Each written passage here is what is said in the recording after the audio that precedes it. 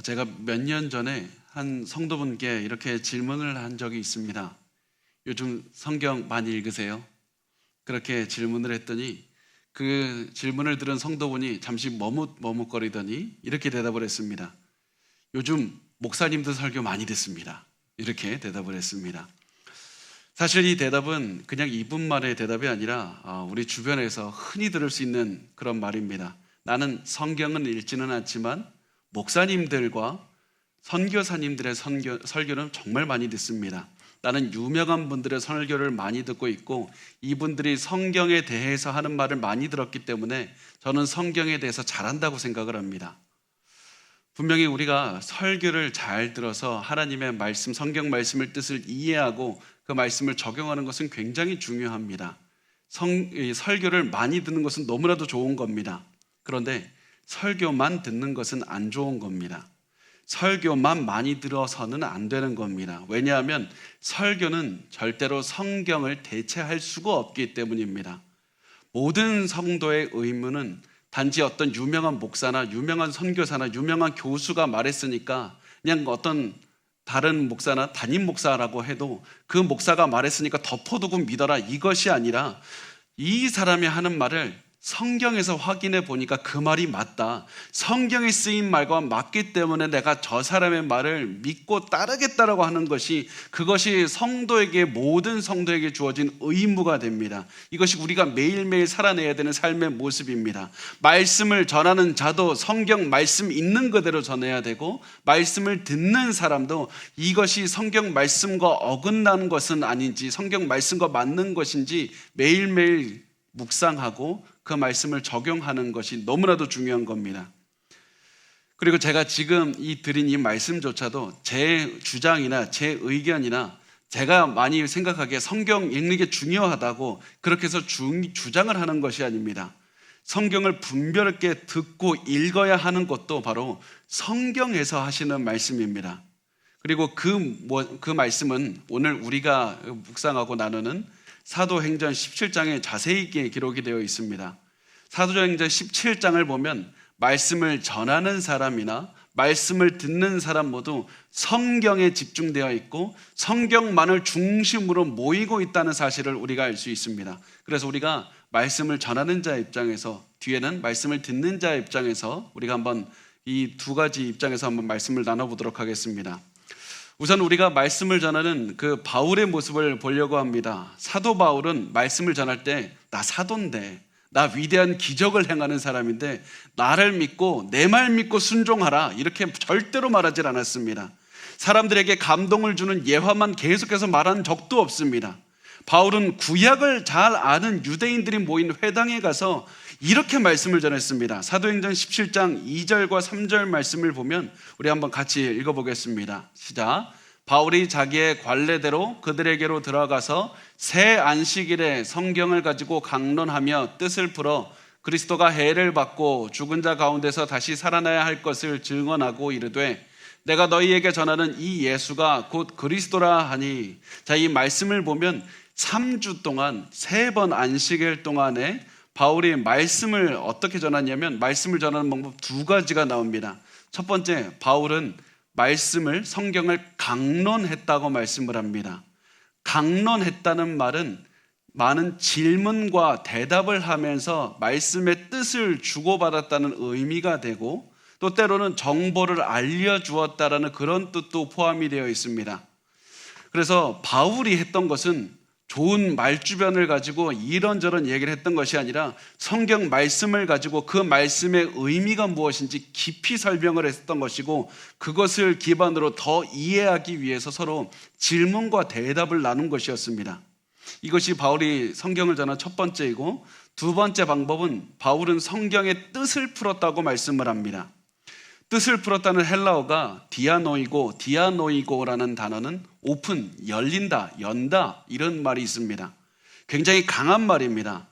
그 디아노이고, 이 말은 언제 또 쓰였냐면 엠마오로 가던 두 제자에게 예수님께서 이 말씀의 뜻을 설명해 주신 다음에 또 나옵니다. 누가복음 24장 31절부터 32절을 보면 이렇게 말씀합니다. 그들의 눈이 밝아져 그인 줄 알아보더니 예수는 그들에게 보이지 아니하시는지라 그들이 서로 말하되 길에서 우리에게 말씀하시고 우리에게 성경을 풀어주실 때 우리 속에서 마음이 뜨겁지 아니하더냐. 여기서 그들이 눈이 밝아졌다. 눈이 밝아졌다는 말이 바로 디아노이고입니다. 바울이 뜻을 풀었다는 말도 사람들의 눈을 뜨게 했다는 겁니다. 바울이 성경을 통해서 자신의 해석이 맞다는 것을 증명해서 사람들의 눈을 뜨게 하는 것이 바로 바울의 설교 방법이었습니다. 바울은 복음을 전할 때 말씀의 의미를 설명한 다음에 그것이 구약에서 어떤 증거가 있는지 구약을 통해서 증명했을 뿐만 아니라 논리적이고 이성적으로 어떤 결론이 당연히 나와야 되는지 그것을 말해 주었다는 겁니다. 그렇게 해서 결과적으로 바울은 이 성경을 기반으로 해서 예수 그리스도께서 이 시대에 오는 메시아가 맞다, 우리를 구원하신 구세주가 맞다는 사실을 증명했다는 겁니다. 그래서 뜻을 풀었다는 것은 증명한다는 의미가 됩니다. 바울은 성경을 설명하고 증명하는 것에만 모든 힘을 다 쏟았습니다. 왜냐하면 바울이 말주변이 없어서 할 말이 없어서가 아니라 성경 말씀에만 능력이 있다는 확신이 있었기 때문입니다. 내가 말씀의 의미를 전하고 증명하기만 해도 이 말을 듣는 사람들 안에 변화가 일어날 것이라는 그 확신이 있었기 때문입니다. 그래서 성경에서 말씀하는 설교가 무엇이냐면 말씀의 뜻을 청중히 이해할 수 있는 말로 설명하고 증명하는 것이 성경에 말씀하는 설교의 모습입니다. 이렇게 바울이 성경 말씀을 설명하고 증명했더니 그 결과에 대해서 이렇게 기록하고 있습니다. 사도행전 17장 4절 말씀을 보면 그 중에 어떤 사람과 경건한 헬라인의 큰 무리와 적지 않은 귀부인도 권함을 받고 바울과 실라를 따르나, 이 권함을 받았다고 했다는 얘기인데 권함을 받았다, 설득당했다라는 얘기입니다. 바울이 성경을 알아들을 수 있는 쉬운 말로 설명을 했고 성경에서 증거를 찾아주었더니 그 말을 들은 사람들이 설득되어서 이 바울과 실라를 따랐다, 믿음을 갖고 이 제자가 되어서 따랐다라는 겁니다. 분명히 성령께서 우리에게 믿음을 주시는 것은 맞지만은 성령께서 어떻게 역사하시냐면 성경을 듣는 사람의 마음에 믿음을 주셔서 그것을 깨닫게 하시고 성경을 듣는 사람들의 이성과 그 성경적인 지식을 활용하셔서 예수 그리스도는 나의 구세주라고 믿도록 이끄시고 설득하게 하셨다는 말씀입니다. 이것이 바로 성경이 말씀하는 설교이고 이것이 바로 우리가 전도하는 방법이 됩니다. 자, 그렇다면 바울은 왜 이렇게 설교했을까? 바울은 그냥 내가 이거 이대로 전하면 좀 능력이 있을 것 같은데 이래서 설교를 한 것이 아닙니다. 바울이 이 방식으로 설교한 이유가 무엇이냐면 예수 그리스도께서 그렇게 설교를 하셨기 때문입니다. 누가복음 24장 27절 말씀 우리 한번 같이 읽어보겠습니다. 시작. 이에 모세와 모든 선지자의 글로 시작하여 모든 성경에 쓴 바 자기에 관한 것을 자세히 설명하시니라. 예수님께서 구약 성경을 강론하시고 뜻을 풀어서 성경에 드러난 메시아 예수 그리스도에 대해서 말씀을 하셨던 겁니다. 예수님도 그냥 나를 믿으라 이렇게 말씀하시지 않고 성경 말씀을 통해서 예수 그리스도 자신을 증명하신 겁니다. 그래서 바울도 예수 그리스도를 본받아서 예수님처럼 말씀을 전했던 겁니다. 이것이 바로 바울이 설교를 했던 방법이었고 예수님이 설교를 했던 방법이었습니다. 그런데 이 설명을 했다는 말 때문에 우리는 마치 좀 지루한 수업 시간을 그렇게 생각할 수도 있습니다. 그렇지만 바울이 지루하게 설명을 한 것은 절대로 아니었습니다. 사도행전에 드러난 바울의 모습은 열정을 다해서 쏟아서 설교를 하고 열정을 다해서 복음을 증거하고 말씀의 의미를 깨닫게 하고 상대방이 이해할 때까지 최선을 다해서 밤이 새도록 전하는 그런 모습을 보여줍니다. 목이 터져라 말씀을 전하는 그런 열정을 다해서 전하는 그것이 바로 바울의 사역이었고 이 바울의 사역을 통해서 많은 열매가 맺히게 되었던 겁니다. 예전에 제가 한 장로님께 들은 말씀이 기억이 나는데 그 장로님께서는 본인이 젊었을 때 대학생 때 사경회에 가셨던 그 경험에 대해서 말씀하신 기억이 있습니다. 그 당시 그 부서에 한 전도사님이 계셨는데 그 전도사님께서 신학교에 다니고 있었다고 합니다. 지금 생각해 보면 신학교에 갓 들어간 분이라 무슨 성경에 대해서 해박한 지식이 있었을 것도 같지 않고 성경을 참 잘 설명한다는 느낌도 그런 것도 아니라고 했습니다. 그렇지만 그분에 대해서 기억에 남는 것은 열정적으로 설교를 있는 그대로 성경을 전했다는 것이었습니다. 어느 날 그분이, 이 전도사님이 청년들을 모아놓고 사경회를 했고 로마서 사경회를 했는데 밤을 새워가면서 설명하고 전달한 말씀을 기반으로 기도를 하고 또 설교하고 기도하고 설명하고 기도하고 말씀 읽고 이것을 계속해서 반복했더니 그날 놀라운 기적이 일어났는데 그 안에서 복음을 믿는 사람들이 나타났고 그 중에 한 명이 바로 접니다. 그 중에 한 명이 바로 접니다. 저는 그 장로님이 하셨던 말씀이 생각날 때마다 제 자신을 돌아보곤 합니다. 나는 얼마나 열정적으로 복음을 전하는가. 비록 내가 성경을 아는 지식이 많이 부족하지만 그럼에도 불구하고 나는 있는 그대로 복음을 전달하기 위해서 최선을 다하고 살아가는가. 나는 그 이름조차 기억할 수 없는 그 전도사에 비해서 얼마나 최선을 다해서 복음을 전하는가. 이것으로 제 삶을 돌아보고 있습니다. 그리고 그것을 기준으로 나는 설교자로서 어떤 사람인가를 매일 돌아봅니다. 그리고 여러분도 반드시 기억하셔야 됩니다.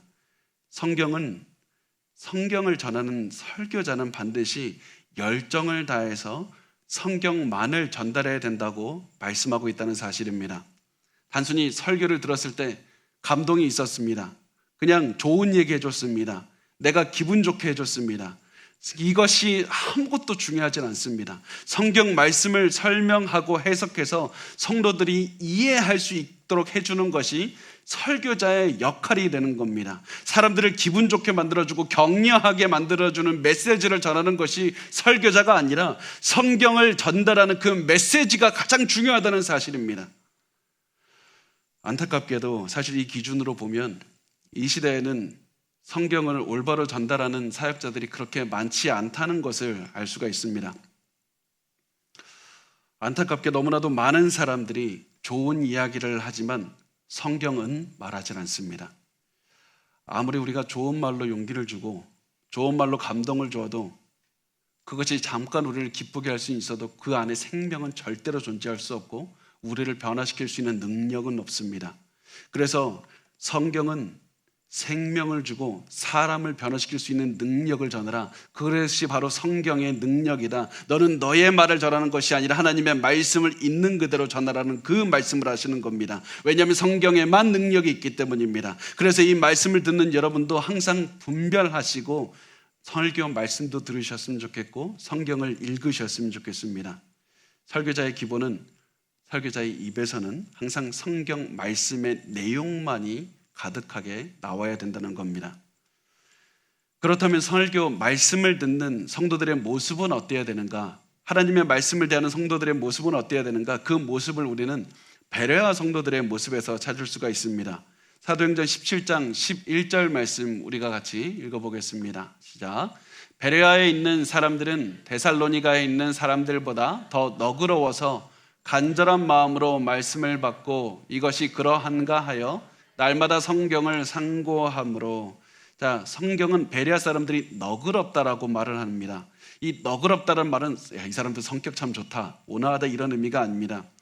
그 말 그대로의 원어의 뜻을 보면 좋은 집안 출신이다, 뭐 교양 있다, 기품 있다 이런 뜻이 됩니다. 그렇다고 해서 베레아 사람들이 실질적으로 귀족들이다 그런 얘기가 아닙니다. 하나님께서 보시기에 교양이 있었고 기품이 있었다라는 겁니다. 그렇다면 베레아 사람들이 어떤 모습이 있었길래 이들이 교양 있고 하나님께서 보시기에 기품 있는 사람들이었을까? 그 베레아 사람들을 보면 이 베레아 사람들에 대해서 이렇게 말씀을 합니다. 간절한 마음으로 말씀을 받았고 이것이 그러한가 하여 날마다 성경을 상고했다. 이것 때문에 하나님께서 보시기에는 베레아 사람들이 더 기품 있고 교양 있고 그리고 귀족 집안 출신 사람들 같이 보여셨다는 말씀입니다. 자, 우선 보면 간절한 마음으로 말씀을 받았다고 우리에게 알려주는데 간절한 마음은 열정과 절실한 마음으로 말씀을 받아들였다는 의미입니다. 그런데 이들은 절실한 마음으로 간절하게 말씀을 받았지만 그럼에도 불구하고 이들은 바울이 하는 말을 덮어놓고 믿질 않았습니다. 어떻게 했습니까? 이것이 그러한가 하여 날마다 매일 성경을 상고했다. 이 말씀의 의미는 바울이 하는 말들조차도 분별하면서 들었다는 겁니다.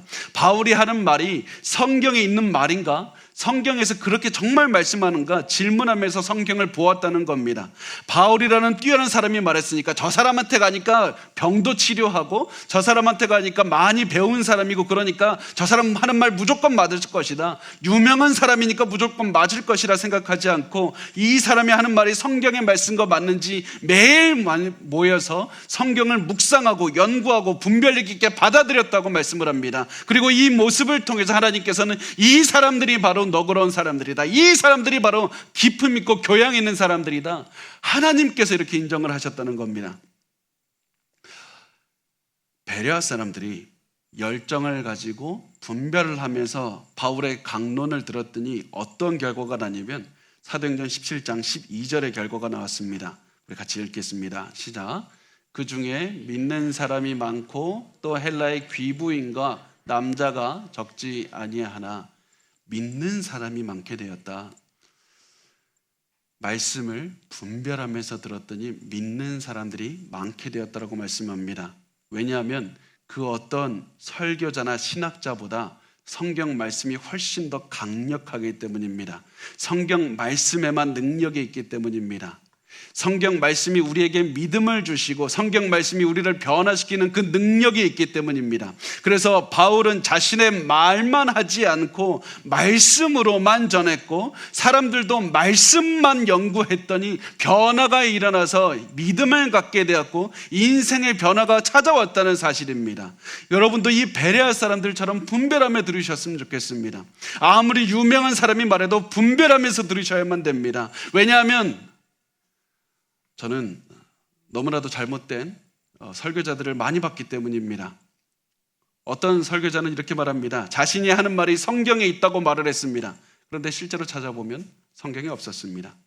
어떤 설교자는 유명한 목회자나 유명한 신학자가 내가 하는 주장을 지지합니다. 이렇게 말해서 사람들은 다 고개를 끄덕였지만 실질적으로는 그 목회자나 신학자가 그 사람을 지지한 적이 없습니다. 어떤 설교자는 이제 성경으로 돌아갑시다 이렇게 말은 하지만 이 사람의 주장은 실제로는 성경과 상반되는 주장을 하기도 합니다. 어떤 설교자는 성경이 중요하다고 말은 하지만 성경의 내용은 한마디도 하지 말고 성경으로 돌아가자는 말만 하면서 그냥 앵무새처럼 반복하는 주장을 하기도 합니다. 또 어떤 설교자는 내가 성경에 어긋나는 말을 해도 내 말을 믿어야 진정한 성도라고 주장을 하기도 합니다. 그리고 너무나도 안타까운 사실은 많은 성도들이 그런 설교자들 앞에 가서 아멘이라고 하면서 신앙생활을 하고 있다는 사실입니다. 여러분, 그리고 제가 너무나도 가슴 아픈 것은 오늘 지금 이 순간에도 너무나도 많은 사람들이 그들 앞에 가서 아멘이라고 하면서 나는 설교를 잘 따르고 있고 하나님을 잘 믿고 있고 나는 성경 말씀을 잘 알고 있다고 오해하고 살아가고 있다는 사실입니다. 여러분, 우리가 항상 깨어 있으셨으면 좋겠습니다. 성경을 읽고 생각하고 연구하고 성경을 내 삶에서 적용하면서 살아야지만 깨어있는 삶을 살 수가 있습니다. 성경 자체를 우리가 붙들고 성경으로 나의 상식으로 삼고 살아야지 그래야 분별할 수 있고 그래야 우리의 삶이 변화가 있을 수 있는 겁니다. 변화는 우리가 그렇게 원하는 변화는 성경을 읽고 성경을 묵상하고 성경을 기반으로 기도할 때 시작이 된다는 사실입니다. 어떤 분들은 이렇게 말씀합니다. 저는 가만히 앉아서 성경을 읽는 스타일이 아닙니다. 저는 절대로 가만히 앉아서 읽는 스타일이 아니기 때문에 말씀만 해주시면 내가 그걸 믿겠습니다. 여러분, 그런 분들에게는 제가 이렇게 한번 질문을 해보고 싶습니다. 만약에 여러분이 암에 걸려서 그 항암 치료를 해야 된다고 한다면 여러분은 그 고통스러운 항암을 하시겠습니까? 나는 그런 스타일이 아니라서 나는 힘들어서 나는 그 가만히 있는 것이 너무나도 어려워서 항암 못하겠습니다. 이렇게 말하는 사람 단 한 명도 없습니다. 아무리 힘들고 고통스럽고 나와 맞지 않아도 살 방법이 항암밖에 없으니까 항암 치료를 하는 겁니다. 죽어가는 우리를 살리는 유일한 힘이 성경밖에 없다는 그런 마음으로 우리가 절실하게 성경을 보셨으면 좋겠습니다. 아무리 졸리고 아무리 바쁘고 아무리 힘이 들어도 우리가 살 수 있는 유일한 힘은 성경을 묵상하고 성경을 우리의 삶에 적용하는 것밖에 없다. 이 마음으로 절실하게 성경을 묵상하셔야만 됩니다. 왜냐하면 여러분을 변화시키고 여러분의 가정을 변화시키고 여러분이 그렇게도 원하는 기도의 응답을 받는 유일한 방법은 성경을 묵상하는 것밖에 없기 때문입니다. 전 헤비급 복싱 챔피언이고 지금은 목회자가 된 그 조지 포먼이라는 사람이 있습니다. 그 사람은 자신의 저서에서 이렇게 썼습니다. 1974년 제가 무하마드 알리와 싸우기 위해서 아프리카로 떠나기 전에 한 친구는 제게 성경을 주면서 이 책을 가지고 여행을 가라고 했습니다.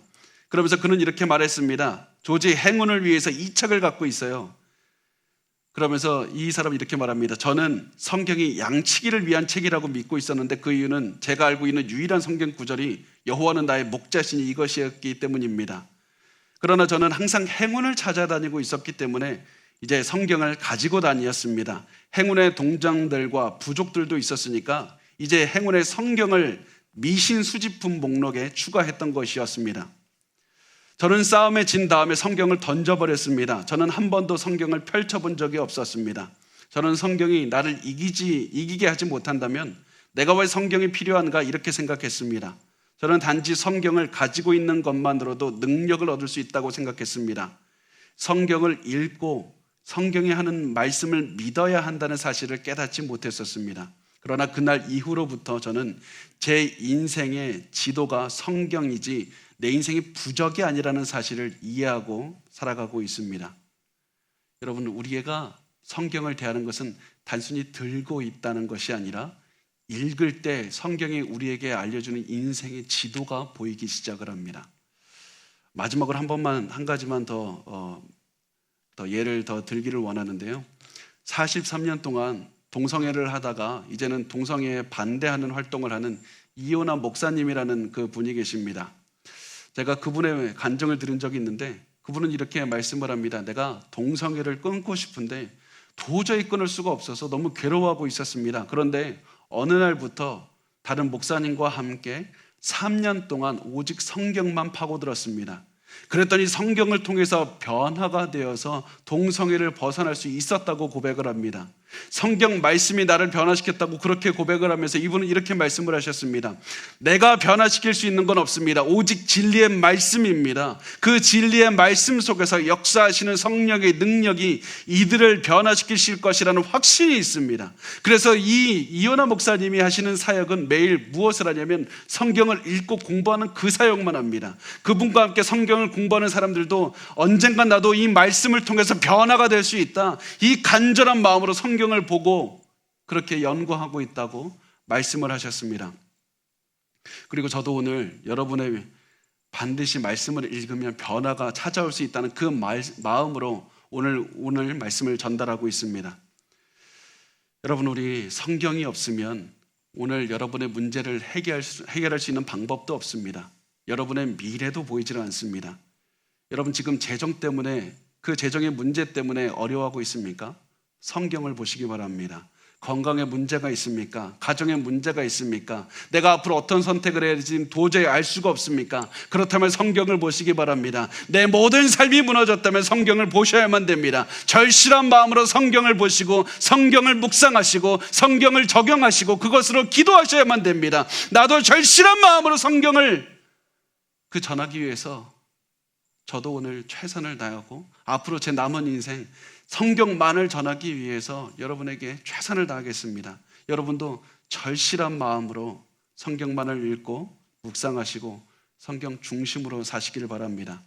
그러면 우리 가운데 역사하시는 성경의 능력이 우리를 변화시킬 것이고 우리 앞길을 비춰주실 것이고 여러분의 오늘 살아가는 그 힘을 주시는 그런 능력을 체험하게 될 겁니다. 우리를 살아가는 그 능력, 오직 성령. 내가 오늘 살아가는 유일한 해답은 무엇인가? 오직 성경. 오직 성경이라는 그 두 단어만 기억하고 오늘을 사셨으면 좋겠습니다. 그러면 반드시 길이 보입니다.